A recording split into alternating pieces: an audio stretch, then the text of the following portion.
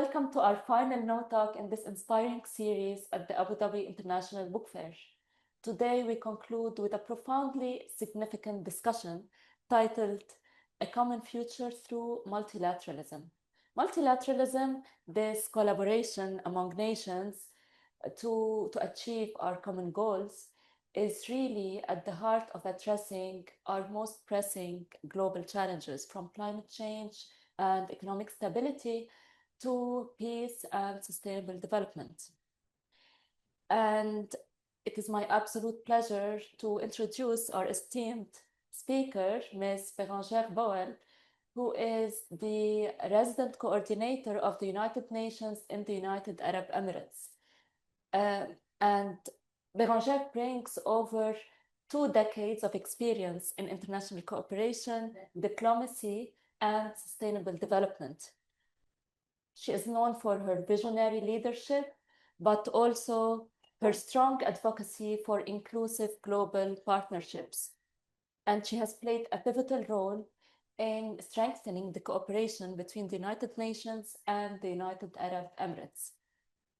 Her insights today will shed light on how enhancing multilateralism is not merely an option, but really an essential pathway to build a future that is like our shared future that will be sustainable, but also that leaves no one behind. Without further ado, please join me in warmly welcoming Ms. Bérangère Boëll. Thank you so much, Stephanie. A real pleasure to be with you today and to talk about this extremely important topic about the future of multilateralism. And thank you for all the participants joining us in person, but also online. I mean, it's a topic that could take hours and hours to talk about. But if you allow me to condense, I mean, first let's go back to the roots. Multilateralism is the cooperation between countries that not a single country can achieve alone or in a small coalition for solving problems such as world diseases, climate change, wars, and sustainable development. As most of you know, the United Nations was created after 2 world wars with the main objective of ensuring and saving the new generations from the scourge of war. This year, we are actually celebrating 80 years of the United Nations, but it's a bitter celebration because we actually see that the world is getting more fragmented. Multilateralism is being questioned. International law and international humanitarian law are not respected by many actors, whether member state or non-member states. And that's why the conversation today is extremely important for us to revive the spirit of multilateralism and understand what it means. So if we go back 8 decades ago, when the UN was created, it had 3 objectives, and it remains, which is ensuring peace and security throughout the world, ensuring sustainable development throughout the world, including humanitarian aid, and ensuring actually the respect and the expansion of human rights. Since then, over the last 8 decades again, we've seen a lot of successes that reflect what the multilateralism is about and the power of the United Nations, whether we're talking about the Paris Agreement for climate change and the recent negotiation at the subsequent COPs, including COP28 that took place in the UAE, the eradication of smallpox, thanks to the united power and the WHO at the time, the management, subsequently of other diseases, and the promotion of sustainable development. The UN is made of 193 countries, member states, and it's present in 130 of them. And it's only through the partnership and the power that is delegated by all these member states that we exist. The UN is not a supranational authority. The UN is as good as what the member states give it a mandate for. So going back to the successes, we can cite also, the Beijing Summit and the CEDAW for advancing women rights. And, again, in the context of the UAE, giving credit also to countries like the UAE who have risen gender equality. And this is also thanks to this collective movement that this has been possible, in addition to obviously individual leadership from each country, first and foremost, through the leadership of those countries. Now, obviously, it's not a perfect system.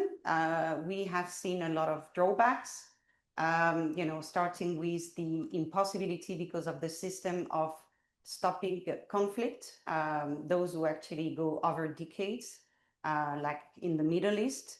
But also, in the DRC, in Sudan, in Syria at the time, genocides like in Rwanda, where the UN was not able actually to intervene and stop the genocide.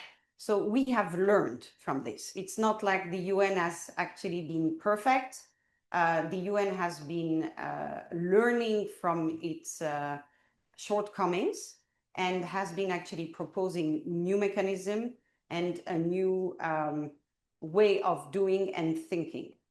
Now, taking into consideration the great successes, the failures, and how we've learned from it, we have been led by the Secretary General to go through a reform, which is what is called the UN 2.0. And that was even before it has been announced by the US administration and other countries, because we always mention about, the US administration, fairly so, because they were, the main funder, financial source of the United Nations, but also the NGOs, but also other countries have reduced their funding. So what I'm trying to say here is that going back to the roots, the heart of the UN is preventing peace, promoting dialogue, ensuring sustainable development for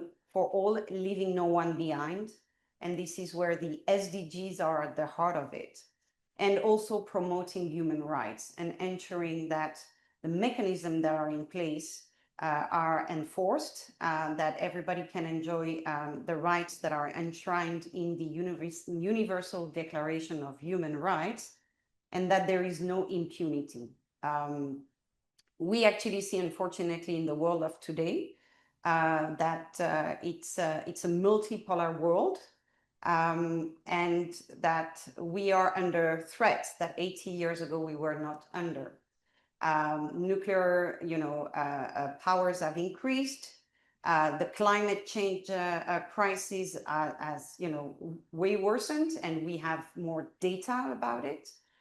We see that, conflict continue surging, access to resources, even, what we thought was actually kind of a well-established rule about World Trade Organization is also collapsing because of new rules that are being imposed by certain member states.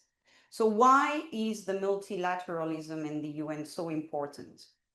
It is because one country alone, or even a small coalition of countries alone, cannot solve world problems. Over the last 80 years, we have avoided a third world war.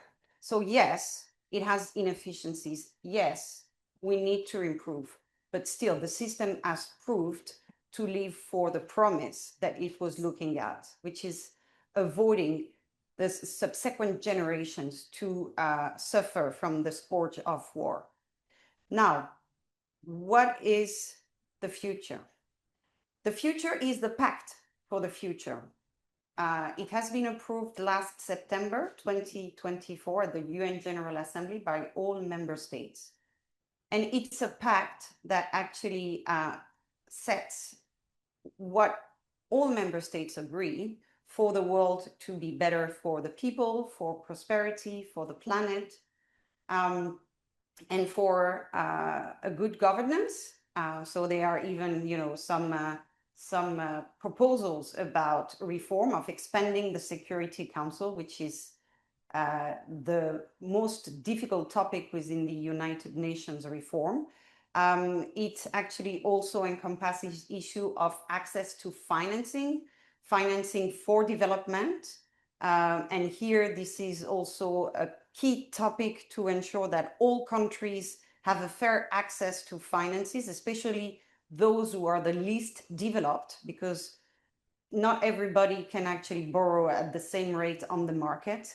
And the burden of the debt is impeding those countries for actually ensuring their sustainable development, and therefore creating the conditions for prosperity and peace.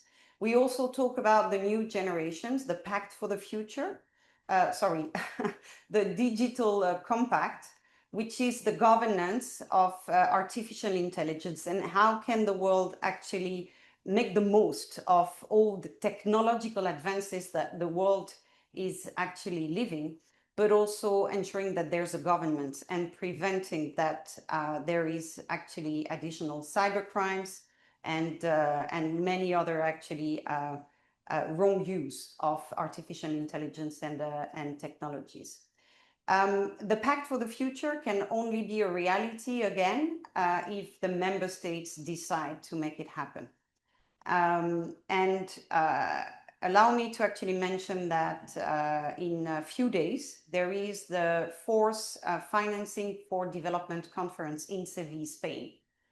And allow me to actually quote, Napoleon was saying that, money is the nerve of the war. It is also the nerve of peace and development. So we really need to make sure that the world leaders first attend, because several have not confirmed their attendance, despite the invitation from the Secretary General of ensuring this is taken at the highest leadership of the countries, and that they actually finally agree on mechanisms that allow a fair access to financing for the countries, because this triggers down to all the realities that have been mentioned and all the challenges we're facing. This will allow also promoting peace. So I know that I have a limited time, but I just would like to touch on three more things. What is the current financial crisis that the UN is going through? Well, first of all, it's not only the UN. I really would like us to think about the overall global impact. And the Secretary General of the UN is constantly requesting us to make sure that we always look for those who are most in need and less privileged.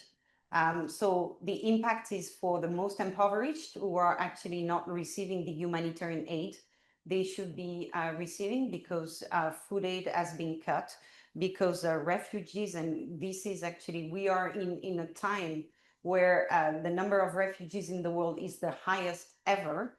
And Sudan is actually the country that has a huge concentration. We're talking about over 12 million people displaced. And they're not receiving all this access. Then people are losing their jobs, as we're seeing. So throughout the world, the trade being disrupted, factories are being closed. NGOs, who are actually at the forefront of the work in the field, are also very much endangered. And obviously the United Nations too. So I think it's important not to put us first there, because we're here to serve the people, and our mandate is given by the 193 member states that compose us. There is a huge exercise that is ongoing, and I can tell you that the House is, vibrant of new ideas and and looking at how we can implement the UN80 agenda that has been set, which is looking at better efficiencies of the UN, looking at reviewing all the mandates that have been given to the UN by the General Assembly, the ECOSOC and other instances, because each UN agency has a governing body. So that is a lot of mandates, looking at duplication, overlaps, and proposing a plan for making us more fit for purpose and the UN 2.0 that we are meant to be, which is innovative, efficient, less bureaucratic, while always, being principled and caring for those who need it the most. So this is really the essence of where we are at. There's always two ways or looking at crisis. You can be actually, looking at the glass half empty or half full. We've seen that multilateralism has actually, and the UN has gone through other periods of crisis, and we've been able to sustain because we're a principled organization and because we are the only one that actually has the ability to be the forum of dialogue for maintaining peace, preventive diplomacy, promoting SDGs and what will come next, and finally also ensuring that human rights are being respected. I think I will hand over to you, Stephanie, and I hope I have not exceeded my time. Not at all. Thank you so much, Bérangère. Actually, this has been very informative, even for the UN staff that I am, and thank you for this hopeful ending. We are having so many questions, and just before I choose the questions, I just want to say that multilateralism still matters, and as you have rightly said, one country alone cannot solve world problems. So I'll start with the first question. It says, trust in global institutions is reportedly at historic lows. In your views, what concrete actions can the UN undertake to rebuild trust and demonstrate effective multilateralism? Thank you. And who is this question for? From? What's the I'm name not of sure. I just got the question from my colleague. Okay. I'm not on Zoom, Okay. but So I whoever can asked the question, I can get the name now. Thank you for that question. Well, just to address the person. Well, this is actually what we're doing now, and the UN80. So that links very nicely with, what I mentioned at the end. We are going to propose actually measures for being more efficient, for reducing costs, for reviewing our footprints, eventually mandates. As you can imagine, it's a very serious and heavy exercise. And this is, even some confidential documents have been leaked in the media. Yes. So it's not that anymore confidential. But there's a lot of proposals on the table. Right now, it's just a draft. Now, talking about trust, you can only build trust if you actually abide by your words. So whenever the member states approve a plan for us to be more efficient and to better deliver on our mandates, it will actually mean that we implement.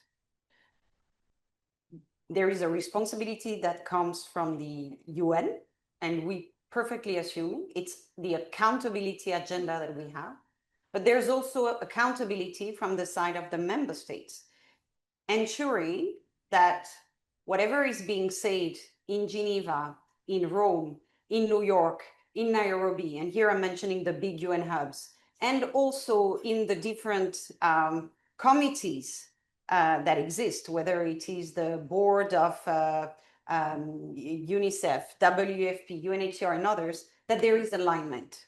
Because if there is not a march in order from all sides, then more importantly, we will lose the trust of the people we serve, the public.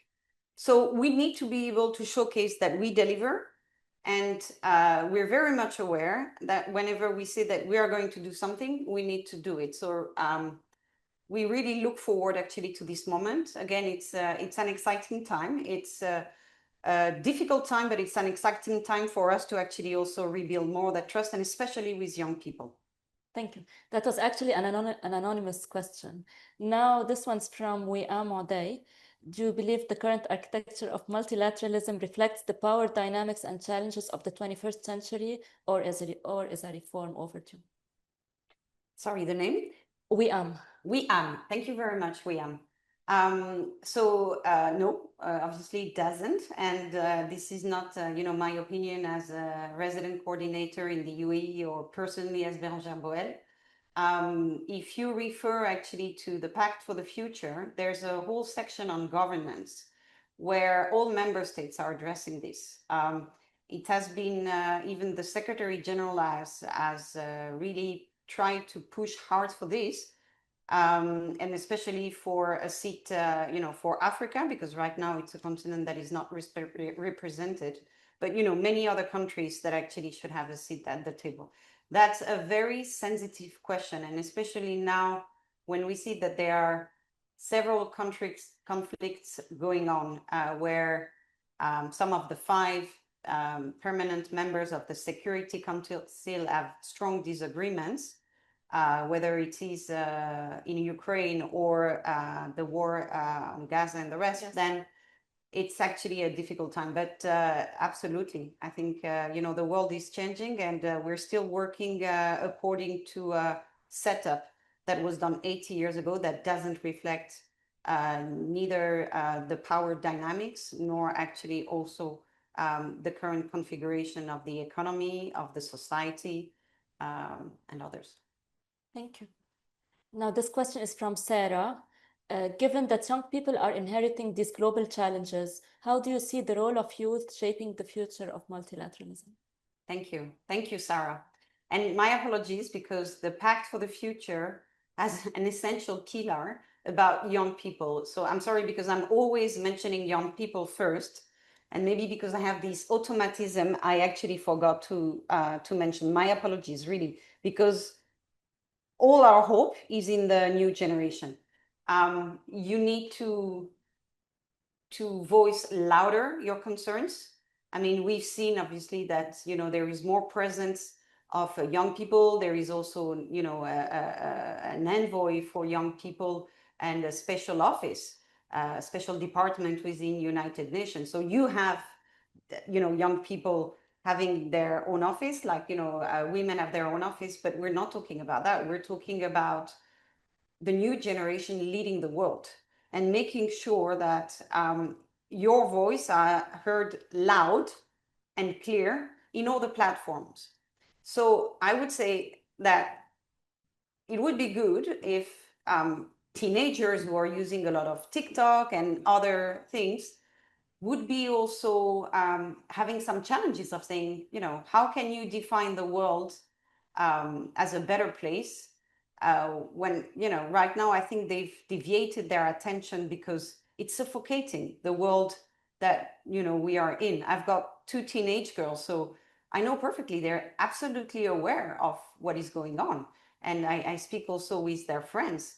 It's just that it's heavy. It's psychologically heavy, especially after COVID, to ask them to actually, really being at the forefront. If we are not there as adults, as the one who are currently leading, supporting them to push. So young people to be louder, but also the current one to actually give more space. And again, allow me to speak about the UAE, because this is something that I just find amazing in my daily interactions with UAE officials, is the number of representatives that are female and that are in their 30s or even younger. Because until you put young people in leadership position, designing, not like being consulted, but designing the policies and having also a say, nothing will change. So we're very hopeful about the young generations for the revived multilateralism. Keep being loud. Since you have mentioned the UAE experience, what lessons can other nations learn from the UAE experience, not only in regards to youth, but in general? So the UAE has, I think, it's an extremely inspiring country on many fronts, whether it is with regards to inclusivity, whether it is with regards to the generosity, all the support they've provided, the humanitarian support they've provided to Gaza. No one has matched it. And it's not only providing financial support, it's actually Emiratis going themselves there, operating also the hospital, making sure that there is actually a desalination for the water, bread. Their trucks are the only one that are actually managed to go through Gaza until today. So, I mean, they have opened up also a new way of thinking of doing diplomacy through the Abraham Accords, of having conversations with partners, not discarding anyone, talking to everybody, and looking at development for the benefit of all. So I think, this is one of the greatest lessons that everybody can think of. Obviously, foresight thinking, artificial intelligence, this quest for always better, and humility. There's a lot of humility. Emiratis, people outside who don't know them, they just think about the bling bling of Dubai. Sorry, mentioned to the Siri, but yeah. But it's actually, there's so much humility that is very much linked also to the Muslim religion. So I think there's a lot to be learned. It's a country of tolerance, of open dialogue. 90% of the population is composed of foreigners who are all being granted, the same rights than the rest of the population, with, few differences, but nothing that touches on the essence of the universal access to, health or education and others. So it's a great lesson. Now, it's the year of community in the UAE. And we're very much counting on the UAE, who's like many of the Gulf countries, also favoring, direct support to countries, also to come at the table to help us revive the multilateralism. And it's not only the UN, obviously, it's all the financial architecture. And that's what also the Secretary General launched with the stimuli, the SDG stimuli on the financing, the World Bank, International, IMF and others. We really count on them to also, tell us how they can co-design with us the better multilateralism that we need to have. Thank you so much. You mentioned financing, and we have a question in Arabic from Muhammad that I'll try to translate. So how can innovative partnerships, particularly with private sectors and also technology companies, enhance the impact and reach of multilateral efforts? This is actually the key. Thank you so much. His name? Muhammad. Muhammad. Thank you so much, Muhammad, for your question. This is actually the key. The private sector, and sorry for always referring to, conventions or the bigger mic, but I think it's useful for you to know, so whoever is interested can research. In Addis Ababa, the conference of Addis Ababa actually defined clearly that sustainable development cannot be achieved if the private sector is not the main financial partner. The public sector cannot cope with all the needs. And we only achieved 17%, 17, of the SDGs. So by 2030, we're supposed to give a leapfrog of 83%, or at least to try to reach as much as possible. For this, we need the private sector with us. And the private sector is those who have the capacity to invest won't do it if there is a high risk or, a risk of losing their money. Not wanting to enter into, economical considerations, because other people are way better placed for me to do this. But simply put, even the World Bank, they are actually investing in places that are rated, AAA or lowest B. Whatever comes after, which is the vast majorities of the countries who need it the most, don't receive funding because the private sector is afraid of not getting its money back. not even making a profit, which obviously, is a must, but even, losing the investment that has been done. So what do we need? Why multilateralism is important here? Because we need a platform like the United Nations and, also the rest of the multilateral development banks to actually bridge public-private sector. We need de-risking.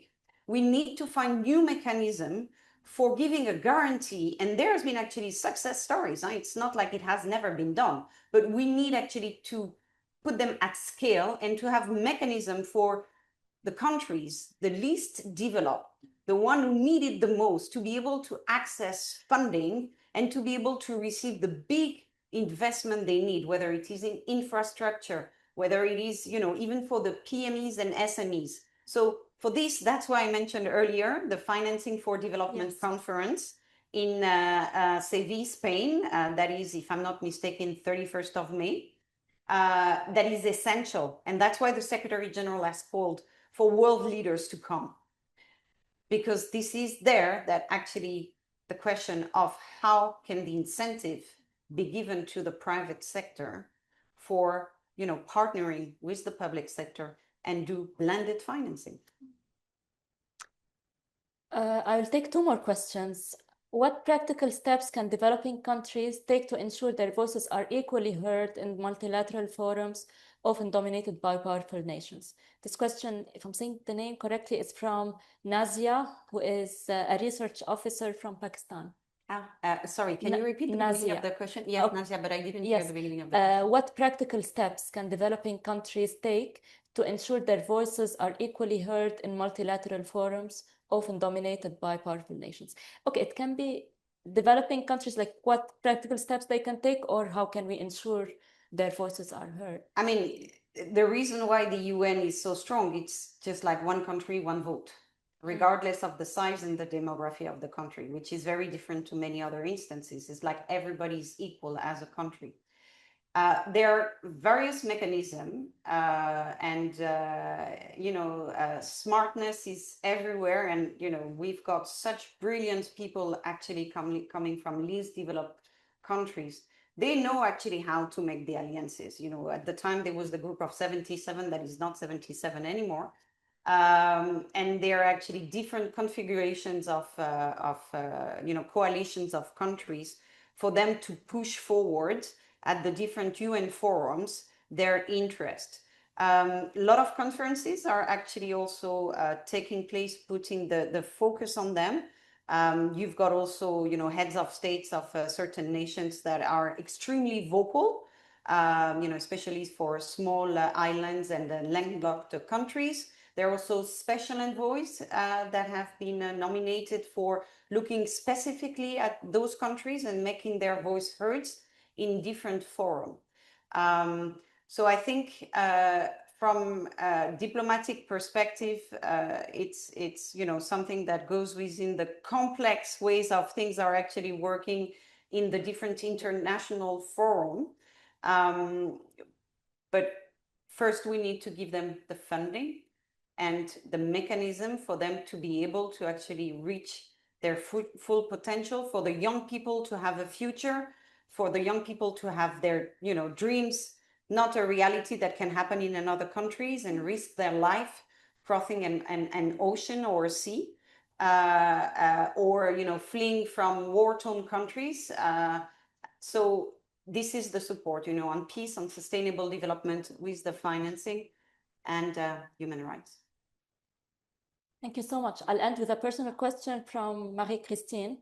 She's saying, on a more personal note, could you share one pivotal moment in your career when you truly felt the impact and power of multilateralism at work? Thank you. Marie-Christine. Marie-Christine. So I have been working for the UN since 2005. And I've lived several moments of a lot of happiness, but also some dramas. But I would say, for instance, I was working before for UNFPA, United Nations Population Fund. who is an organization that works for sexual reproductive health, so focusing very much on women and young girls' rights. And the essence of the United Nations is actually dialogue, is to influence also governments to look at the good practices and the wrong practices, and to promote laws that are aligned with international standards. And we've seen in several countries actually laws enforcing the fact that child marriage should be cancelled. Thanks to that also that perpetrators of gender-based violence should be held accountable, and in many ramifications.